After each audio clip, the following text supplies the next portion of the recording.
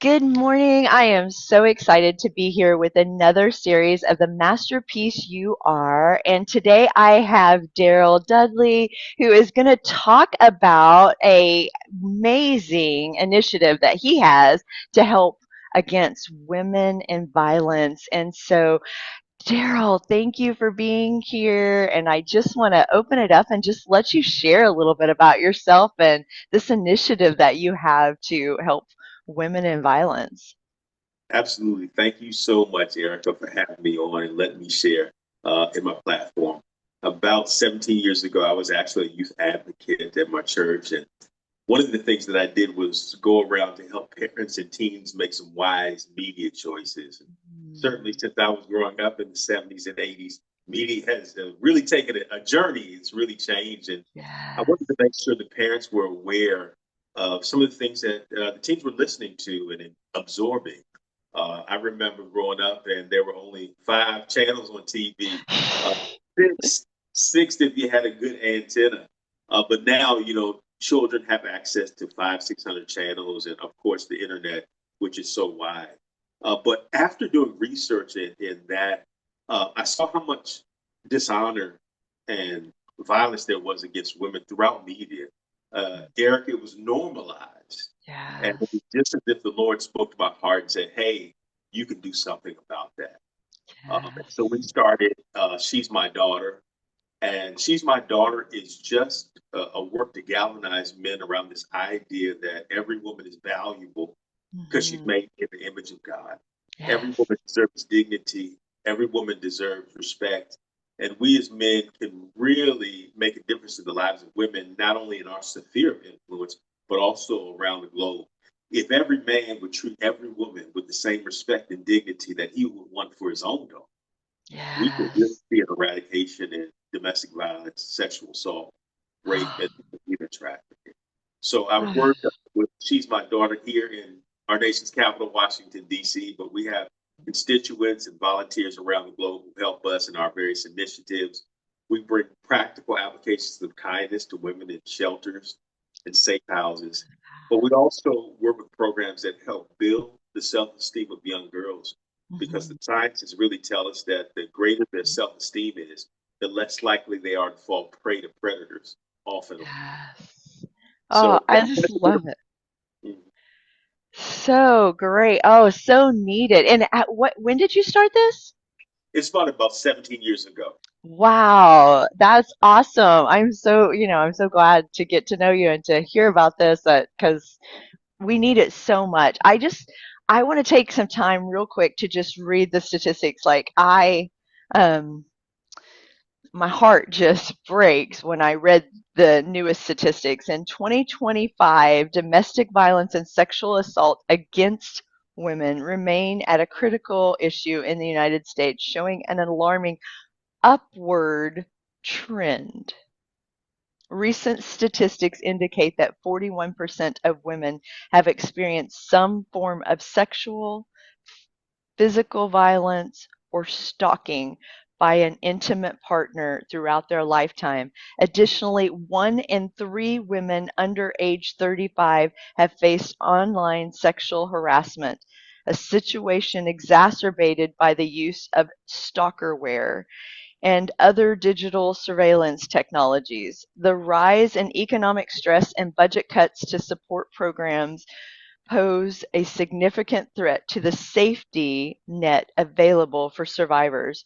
Calls to helplines and the demand for shelter placements have surged, reflecting an increase of need for assistance. For instance, the Crime Victims Fund has experienced a notable decline in resources, impacting the availability of support services for victims. Overall, the landscape for addressing these issues remain challenging, with ongoing advocacy efforts aimed at improving resources and protection for the affected individuals. And this comes at such a great time for us to be talking about this. And I know you're working on a book as well, and so, man, you're so needed and needed even more, like throughout all of the U.S. So, Daryl, tell us a little bit about your book. Yeah, the book is called Your Voice, Her Future.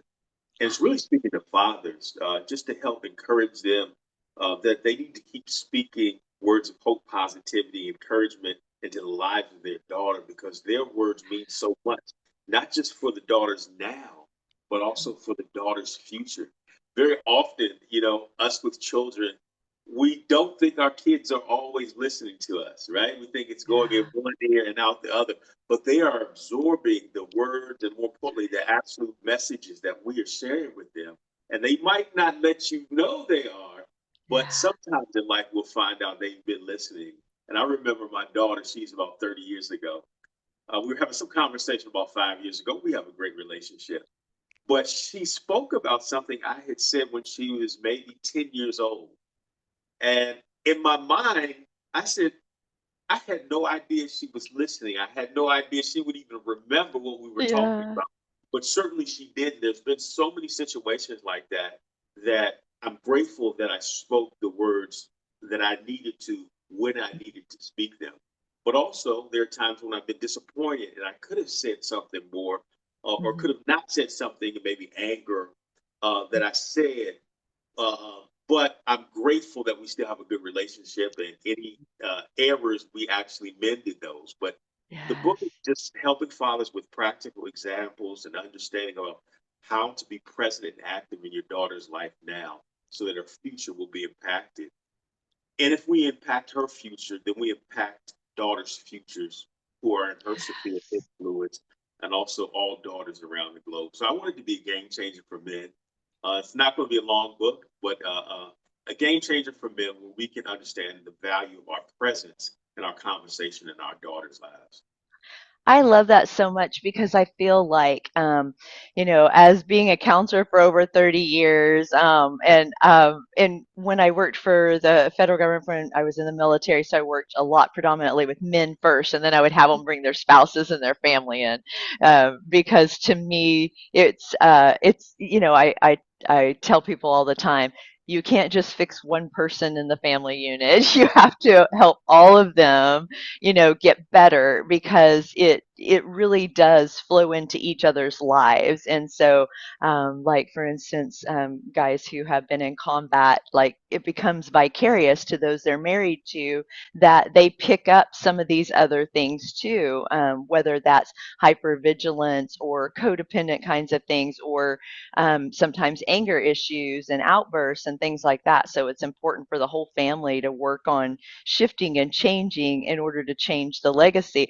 But it's so impactful when a man goes forward and works on making those changes. And, I come from a biblical background. I know you come from a biblical background. And, God's word, when it talks about a man being the leader, it is not for him to be that foot on top of her, but it is to be that helpmeet. And when you're a helpmeet, that means you honor each other's gifts and you are leading in a way where each of you have different times when you are leading based on the gifts that God's given you. And that's where it becomes such a beautiful thing.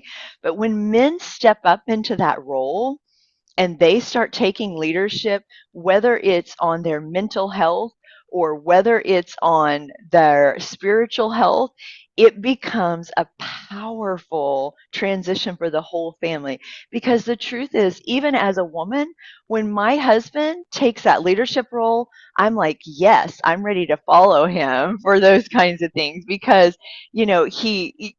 as a woman, we do have those tendencies to go, yeah, I can't lift as heavy a things as my husband, so I'm grateful when he's the one who comes in and rescues for those things, right? But also, there's things that, if like I'm having a problem with a bill that we got, charged that wasn't something we should have been charged, I'm much more apt to go let my husband take care of it because the way he stands in that hero, like he really does stand in that gap, makes me feel so loved and appreciated by my husband. And so I love that so much that you're doing this initiative and really speaking to men's hearts because I feel like there are not enough mentors out there speaking to men's hearts about how do you change this?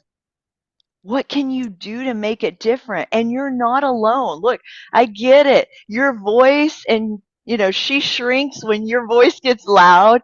That's normal, natural. It's not because you're a bad person. It's just learning to use those tones in a way that you're the hero instead of in a way that it becomes demeaning, right? And so as we learn together, then it creates this beautiful place for men to rise up to where God really intended for them to be in the first place, which is that leader hero of our homes.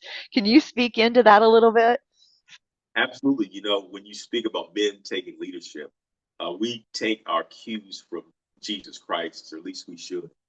And I remember when the woman who was caught in adultery, Mhm, and it didn't say they suspected she was caught in adultery. She was mhm. actually caught in adultery. So she did the sin that was absolutely worthy of her being stoned to death.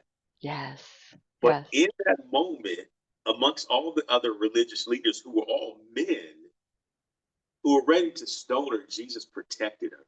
yes, yes, And I always think how loved, how affirmed, how special did she feel that the Most High God took the time out to protect her? yes, Probably no one else knew her name. She wasn't didn't have a lot yes. of notoriety, but in that moment, the Most High God was her protection. So encourage men to take that Ooh, mantle of protection. something happened with your volume, so I And lost a little piece of that. right. So what we want to do is take that example of Jesus Christ and Mhm, really be a part of that protective nature for women in small areas and large areas as well. And if we can take that mantle, we can change the way the world is going forward. We can really not only change the women or the situations in our own households, in our own communities, mhm, but we can create this level of peer pressure where mhm. men around the globe said, listen, domestic violence, sexual assault, human trafficking, that was a thing of our horrid past. But now Yes, we're amen. walking in a level of protection. We're walking in authority. We're walking, Yes, encouraging one another to do the right thing by women. You spoke about this idea of your husband and how, when you all are playing your parts together, things really run smoothly. And he appreciates, I'm sure, your role in what you do and where you take lead. And you appreciate certainly where he takes the lead and does something. You feel special. You feel yeah. absolutely protected. What we try to get men to see is what is the opposite of that? Mhm. Let's take for a moment a woman who may have been in a sexual situation at a young age, a Yeah. 7-year old who may have gotten sexually assaulted by Mhm, some person, probably the person that she knew, mhm. 8 or 9 year old who got caught up in trafficking, where they have to service 7 or 8 guys night after night after night after night with only a five Yes, percent chance of ever getting rescued. yes, What difference is she going to be in terms of being just a young child? Her childhood was snatched away from her. yes. But not only that, as she grows up, how different is she going to present herself in school? And where's her Mhm. self esteem going to be? And how does that exacerbate itself into other situations? What kind of mother will she be having had that violence against her? We Mhm. know certainly as people of God that God can heal and He can deliver and set free. Yes. But oftentimes there are things that are still residues that are with us that cause us to show up differently in our spheres of influence. And so that woman is different for the rest of her life in some way.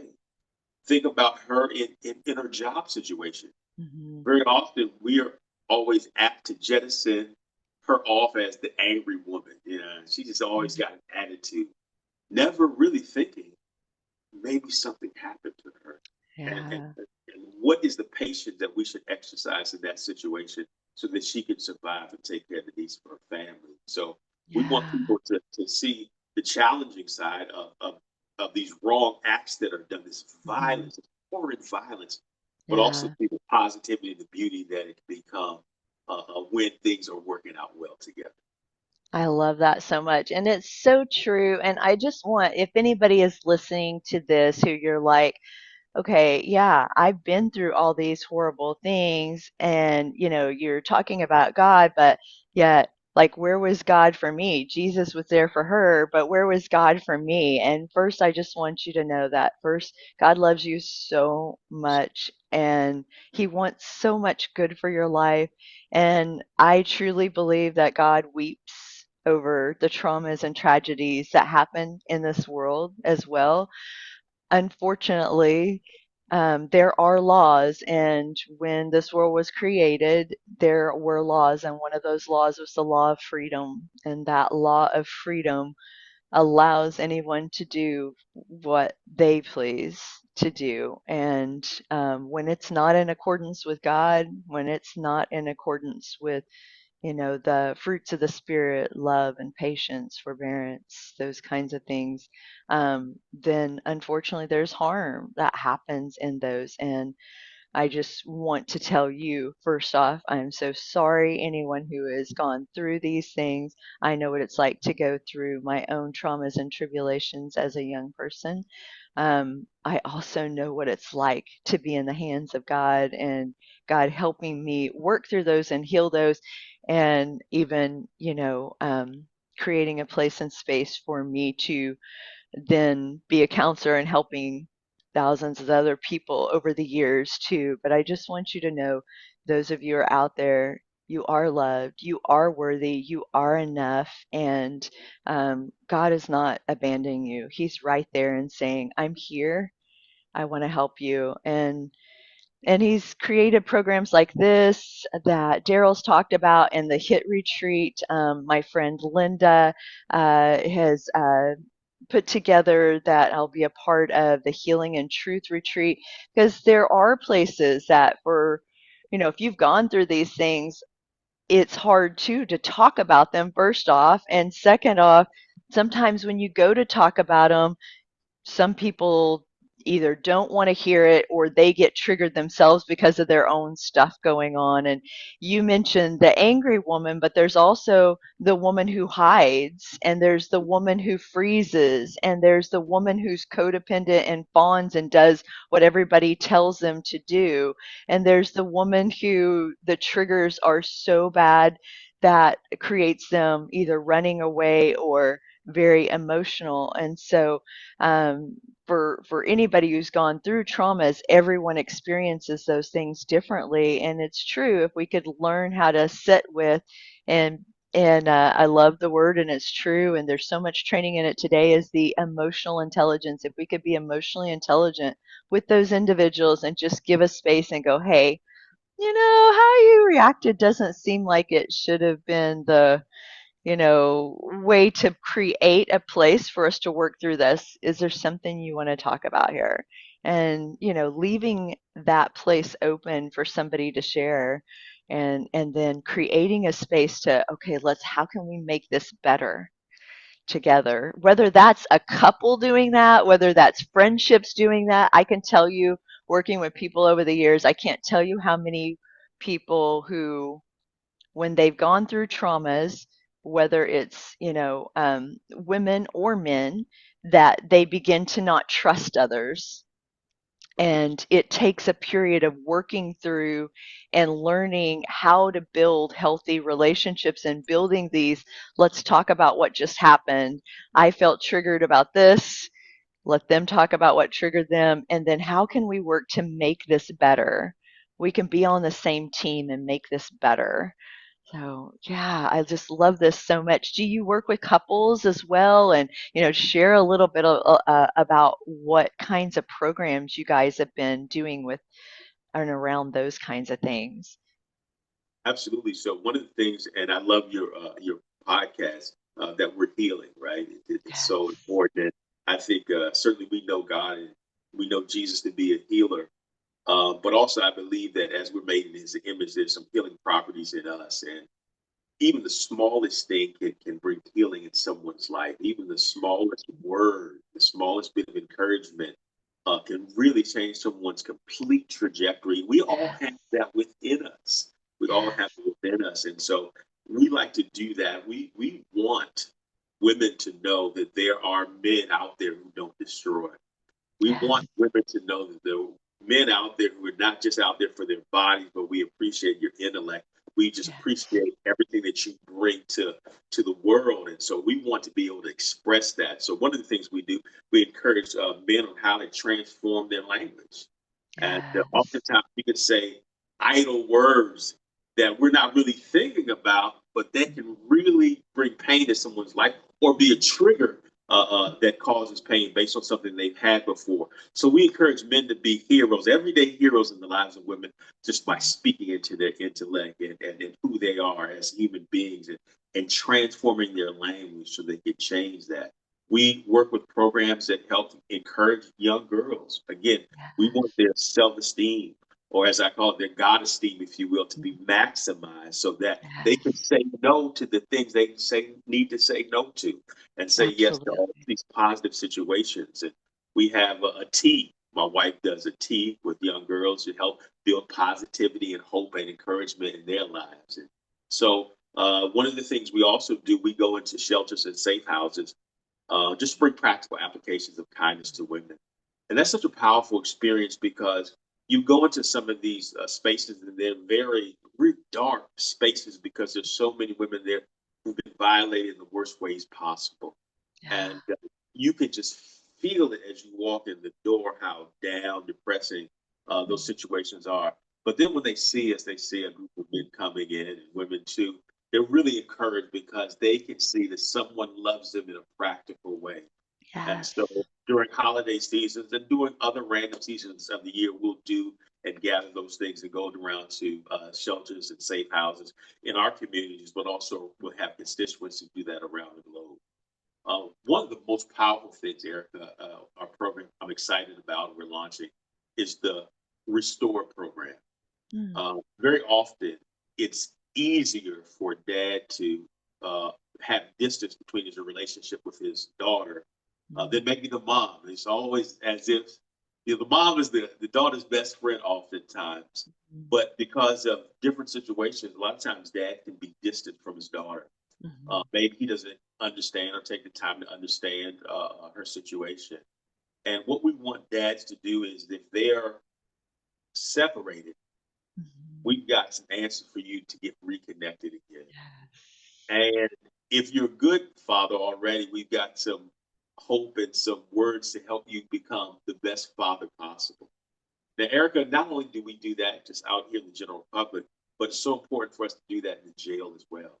Yes. So very often a man he'll Yes. go to jail and he doesn't want his daughter to see him in that situation. And so shame, guilt take place, and there's this separation between he and his daughter.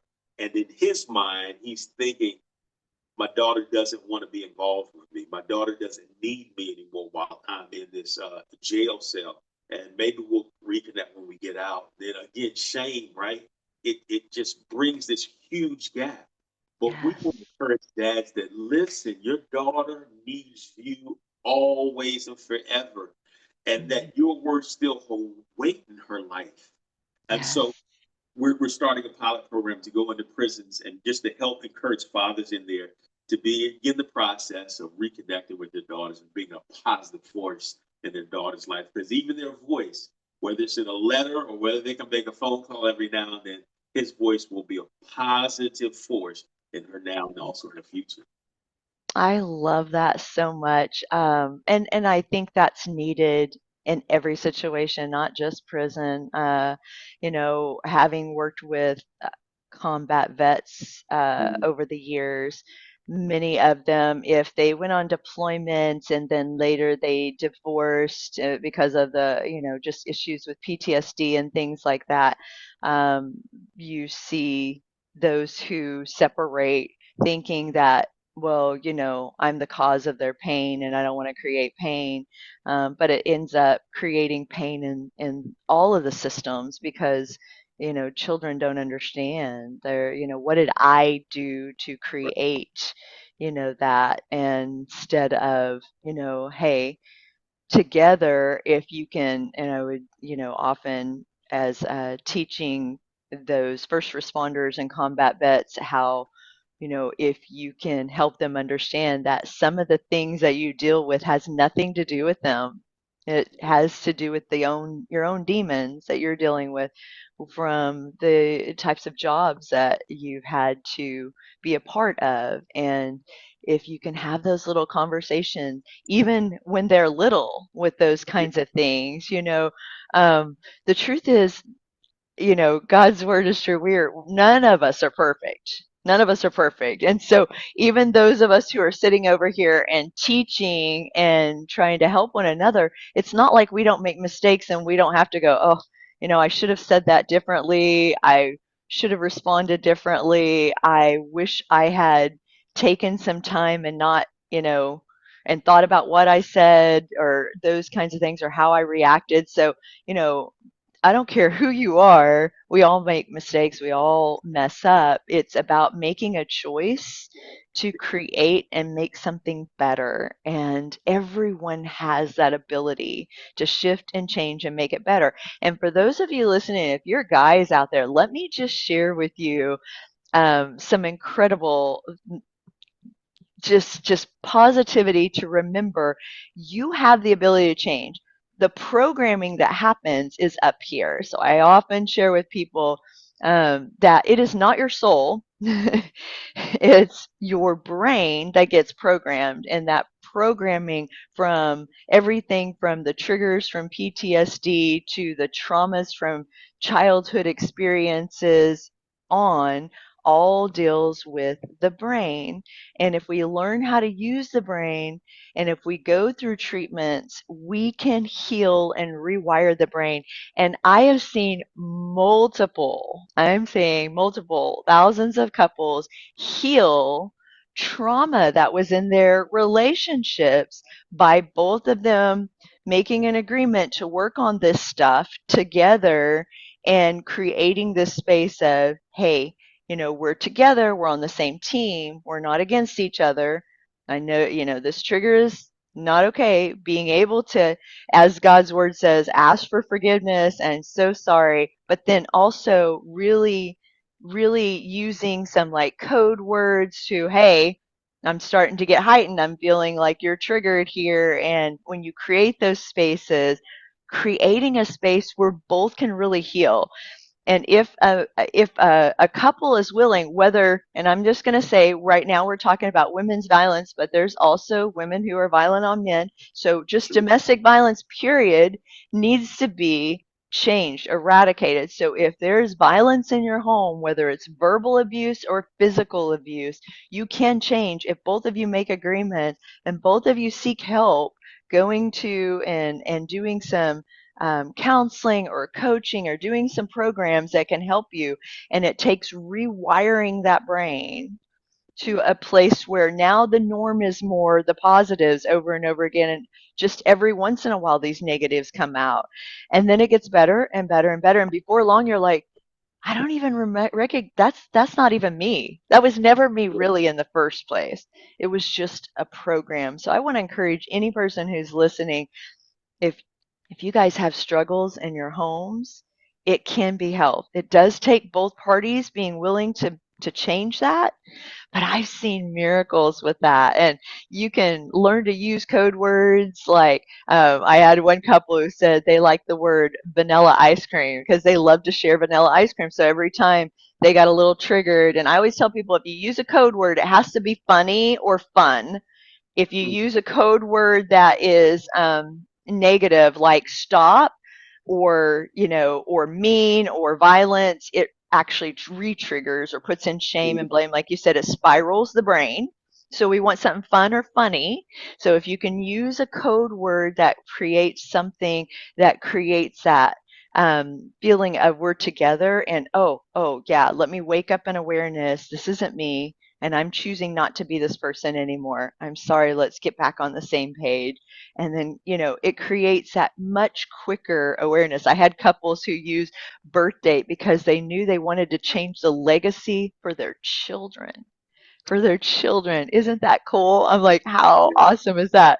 I had one couple that decided to use stop, drop, and roll because, it was like okay, let's just kind of, remember that, things are on fire right now and we want to move back into. So, you can use all kinds of funny. They would use like funny names or things like that to call the situation a funny name instead of themselves. And it helps so much. So I just want to encourage anyone, if you're in a relationship like that and you're wondering, can we even be helped? Can we even change? You can, and you can change the legacy for your family, which is exactly what Daryl's talking about. And so, gosh, this is such just wholesome, beautiful, wonderful talk what we're doing here. And I can't say enough about how excited I am that as a man you're leading this cause, Daryl.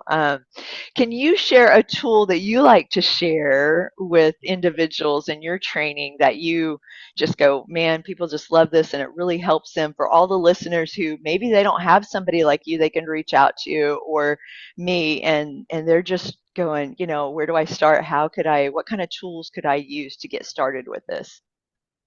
Absolutely. So on our website, you can actually see there's a tool for fathers, and it's 7 ways that a fathers can reconnect in the relationship with their daughter.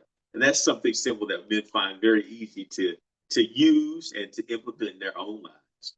I think one of the most impactful things that we use a tool in all of our training and our public speaking is at the beginning of the seminar, we'll take a glass vase Mhm. and we'll have all the men take their a sticky note and just write the names of their daughters on it. Take the sticky note and put it on the vase, if you will, and put that in a pillowcase. Pause for a moment and we'll slam that pillowcase on the ground with all the broken pieces there.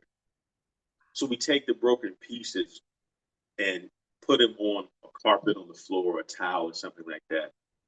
And what we're trying to illustrate there is the damage or the brokenness that can happen when violation does occur. And it's so powerful because it causes the men to really think, because they put their daughter's name there. And our idea is for them to see what the brokenness is, to see how challenging it would be to put that all back together. Only God above can do a complete job on that. But also to let them know that just as we would never ever want our daughter to go through any broken situations like that, let's do the same thing for every other daughter in our sphere of influence. Let's change the whole landscape. So we're not breaking, right? But we're building, we're encouraging, we're bringing a positive change in our dogs. We're bringing a positive change in our communities. And Eric, we can change the world if we want Hey, to. And it doesn't take big amen. things to do. It can start with very, very small things. We can be the healer in our communities. We can be the heroes in our communities by doing these small things right there. I'm excited. There's a lot of statistics that we use in our seminars that talk about the negative things, but there's also these positive statistics. You can Yes. find them on our website about fathers who are activated in the lives of their children and the Yes. positive benefits that can make happen.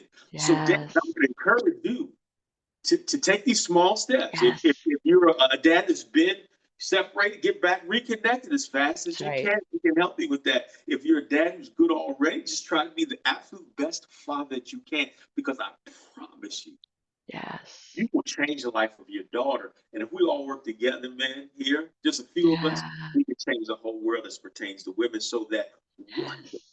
one day, our daughters, our nieces, our mothers, our sisters can move about the world without fear of violence.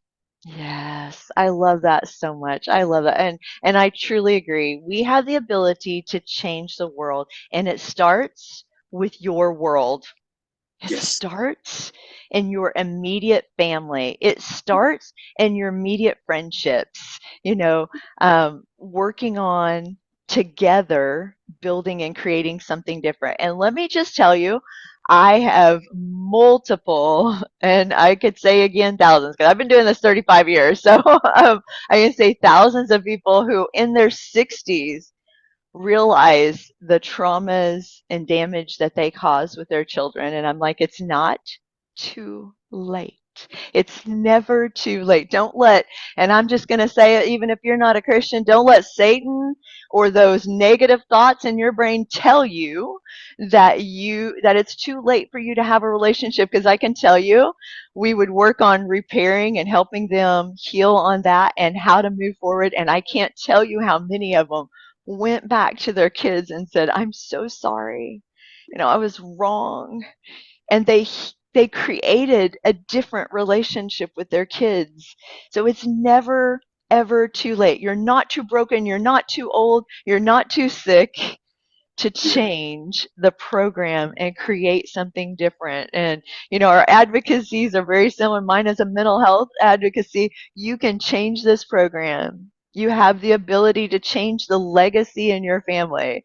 And, your legacy change is the same. This in a different side of this coin. And it's all so beautiful because we do. If you go back and look at what our world looked like, and my great grandparents came over here in the 1900s, so we weren't the beginning of the settlers here in this world. But when I look at, and I love to look at social societal history, like I have a big, my background is neuropsych, but I love looking at cultural and traumas and where we've come from.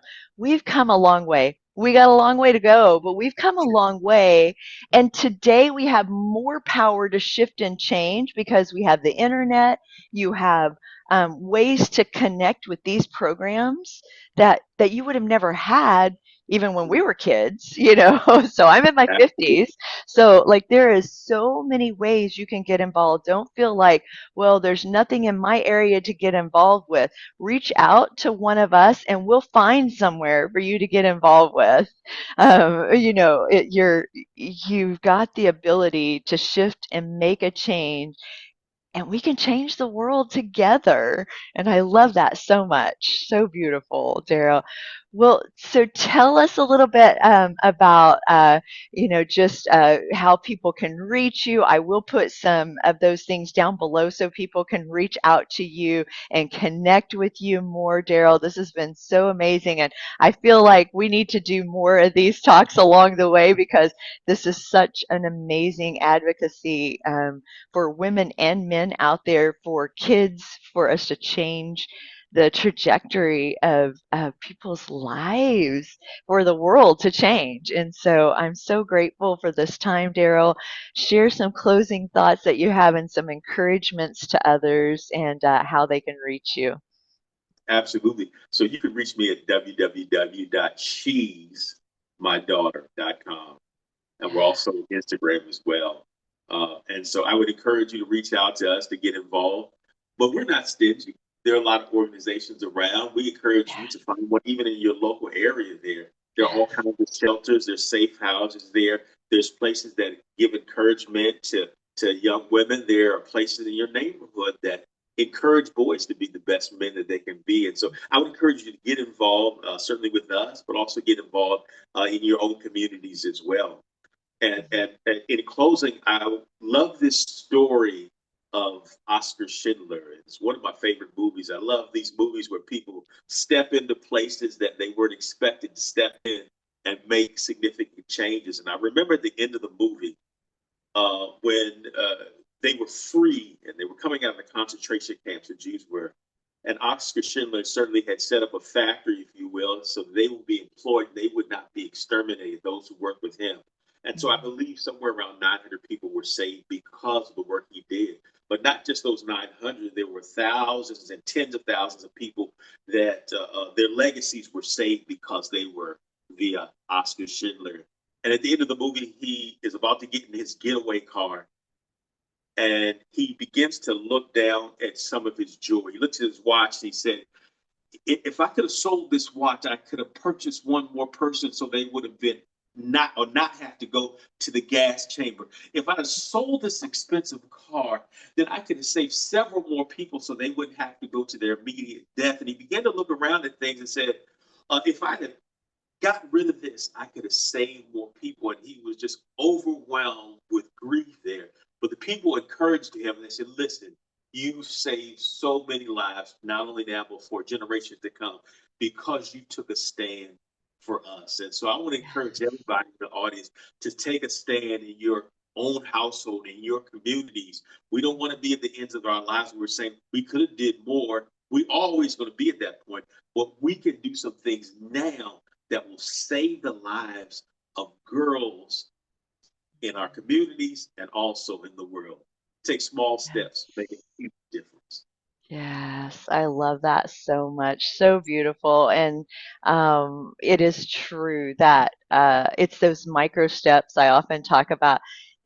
If you do micro steps of change every single day, it's just like lifting weights. You don't start out lifting 100 pounds weights. You start out with small weights, and the more that you exercise that, the better it gets, the better it gets, the better it gets. The brain works in the same way. If you could just ask yourself, what's one thing that I could do today to be better? What's one thing that I could do today to be better? I don't care who you are, I promise you, your brain will move into that shift. If we say, why do I always do this? Your brain gets stuck. Our brain gets stuck in, oh, why? Because this is what my father did, or my grandfather did, or my parents did, or, whoever, or this is the trauma I learned, or I went through combat, or I, experienced all this bad stuff. If you go to whys, our brain gets stuck into the whys, and then we're in this place of feeling powerless. If you ask yourself, what can I do about it? You move the brain is a computer program, you move the brain into a programming. And for those of you, if you're like, man, I don't really even know what my spiritual connection is anymore. You know what? You don't have to. You don't have to know what your spiritual connection is. But if you just reach out and say, you know what, God, I don't really know you, but I hear that you are there for those who ask. And so I'm here right now asking you to be there and help me to move in a different direction. I'm sorry for what I've done, and I'm ready to take a step forward. Would you lead me and guide me to the right people? Would you give me direction? Would you just love me? And you know what? I'm going to tell you, there's a story in the Bible about the prodigal son, and it's my favorite story because that's the God that I serve. I always tell people I'm a Heinz 57 Christian. That just means, I don't believe in religion. I believe in Jesus. I believe in God's word. His word says that God said that the Father ran to meet the Son. He ran to meet the Son. And he said, welcome home. He said, bring him the best robe, bring him the ring. We're going to have a party, kill the best calf. My son is home. The son is over there thinking, like, I'm going to have to pay penitence, or I'm going to have to pay off this deed for a long time. God wants you to know he wrote about the prodigal son to show you the metaphor that he will run to meet you. He is not against you. He's for you. He loves you. He wants good for your life. So if you're there wondering, all you have to do is say, God, I'm here. Will you meet me where I'm at? Help me to find the right people, guide and direct my path. I'm ready. And he's ready for you. For all those listening, I love you. You're enough. You're worthy. God loves you so much. Be blessed and be a blessing. If you need someone to talk to, reach out to one of us and we'll help try to find someone in your area. We're there to talk to you. Be blessed and be a blessing. Until next time.